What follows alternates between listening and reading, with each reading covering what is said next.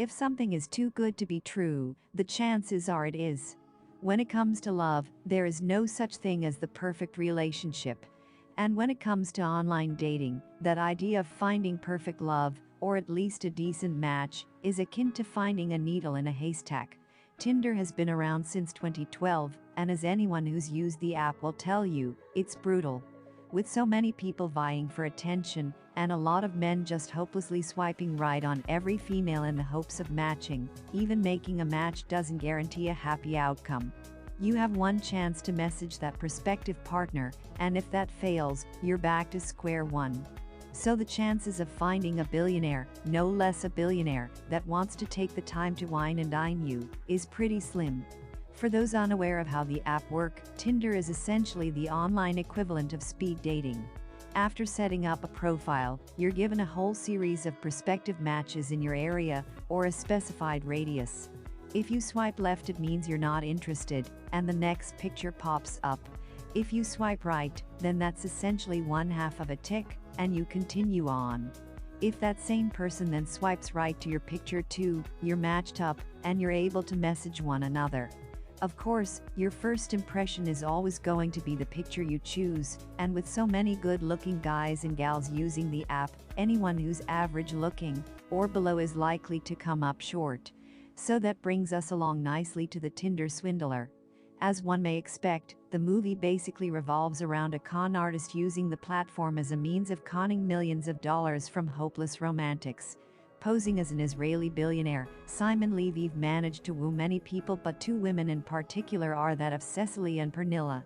The first half of the film essentially revolves around the con itself, how Simon managed to convince them both to take out exorbitant loans, credit cards and more, in order to fund his lifestyle, disguised under various different excuses, including being the target of gangsters, complete with a regurgitated video of his bodyguard, bloodied and in the back of an ambulance. It's difficult to go into this one and not incredulously shake your head at the naivety of these women, but at the same time, it speaks volumes about the sad state of society as a whole. As we continue to descend down this digitalized path, everyone is desperate for affection, to find that one true love. Seeing pictures of your friends and family, all smiling and happy with their partners, is bound to arouse feelings of loneliness for those longing for the same, while sadly wearing the brand of being single.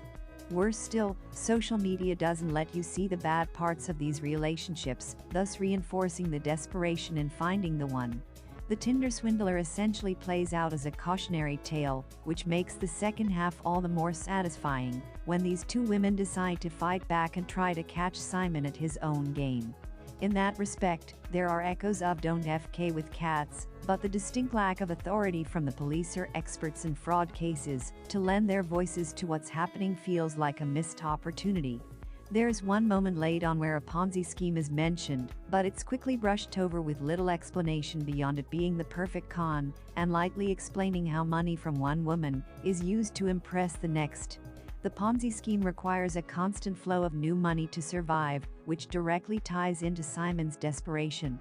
Even just seeing a diagram or some sort of chart to visually explain this would have helped flesh out and understand this man's motives, and how quickly he went from playboy billionaire to the self-proclaimed king of the homeless.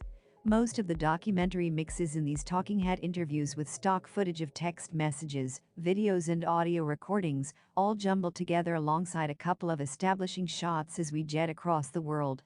One particularly impressive moment of Prague perfectly captures the beauty of this European city. And I am absolutely not biased on that fact, since it's my favorite place to go in Europe. The Tinder Swindler is an enthralling and gripping documentary, one that will have you shocked and shaking your head in disbelief. It would be easy to come out of this and scoff at those poor gullible victims, but equally, it's hard not to empathize with these women. Conned out of millions, and with Simon still on the loose as we speak, the Tinder Swindler is a cautionary tale and a reminder that sometimes, if you try to live out a fairy tale like Beauty and the Beast, you won't end with a charming prince, you'll get the gnarly rage of